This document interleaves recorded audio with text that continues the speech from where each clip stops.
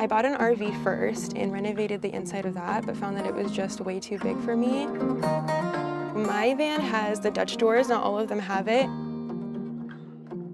In the beginning of traveling, it was very hard. I find what works for me personally is, "Hi, I'm Madilyn, come take a tour."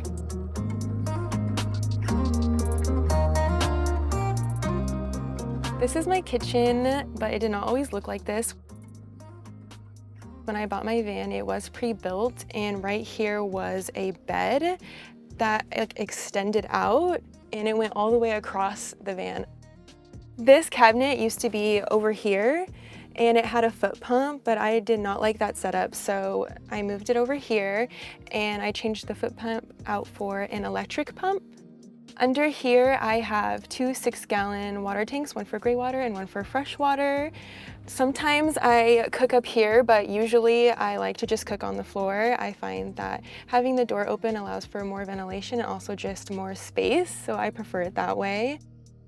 Right over here, I have my spice rack. It just makes it easy to grab my spices. And then under here, I have my food and also cleaning supplies. Here is my junk drawer, library nightstand, and below I have my diesel heater and also the switch for my water pump.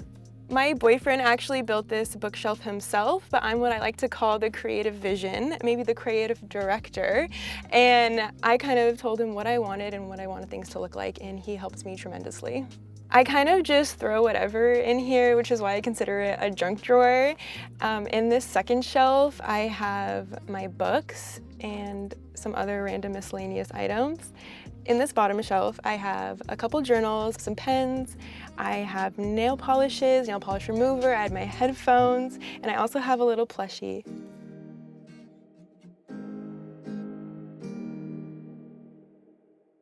I bought an RV first and renovated the inside of that, but found that it was just way too big for me.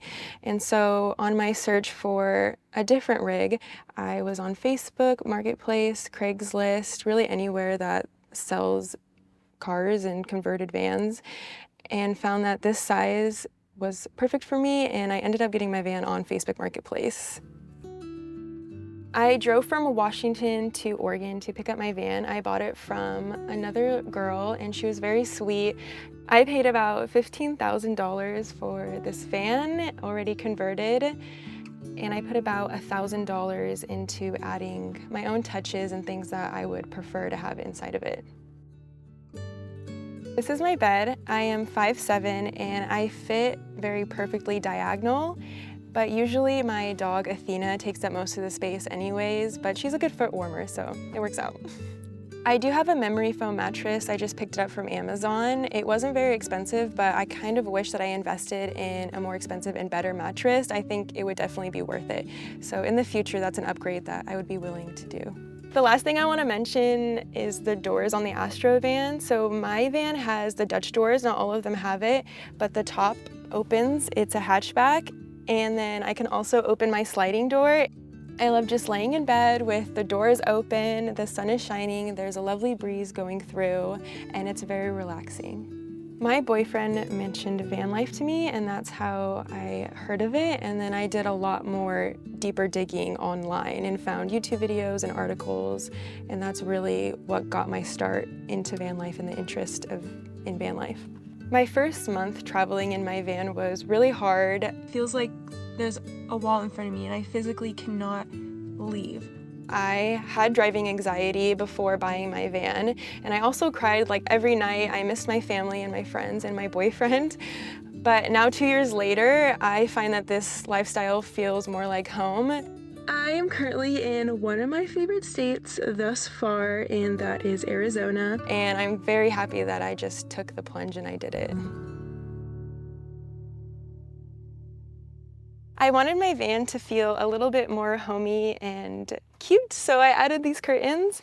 And it actually also doubles as a bug net, which is an unintended consequence, but it's a good one. And so I really love them. This is my garage. My Goal Zero power station is under here. It's a Goal Zero 1500X. I also keep my clothes under here, as well as my diesel heater and some tools. Basically anything that needs a charge is charged by my power station. It also used to power my fridge, but my van was broken into and they stole my fridge, so I don't have a fridge anymore. And to power my Goal Zero power station, I have 200 watts of solar that's up on my roof deck. I'm from Washington and we don't get sun for most of the year. And I would say during those times, I wish that I had more power, absolutely. But when I'm out in the desert, I find that my power station stays charged more, and during those times, it's pretty good and it charges what I need to. In the beginning of traveling, it was very hard. I find what works for me personally is I do go back to Washington and visit my friends and my family and my boyfriend every few months. I get hotels if I need them. There really is no cheating in this lifestyle. There's not one size fits all. So really whatever works and feels best for you. Yeah, I got over my driving anxiety by getting in my van and driving thousands of miles, and eventually you just get used to it. And I still get anxious here and there, but you kind of have to drive, so I don't get a choice in the matter. If you're thinking about changing your lifestyle, I would say that it's okay to have bad days, especially in the beginning and honestly for all of time, but just keep plowing through it and just remember why you started it and why you changed to begin with. Thank you so much for watching. If you would like to know what I'm up to, I do post on Instagram and YouTube. My handle is @MadilynDawn for both. Thank you so much for watching. Bye!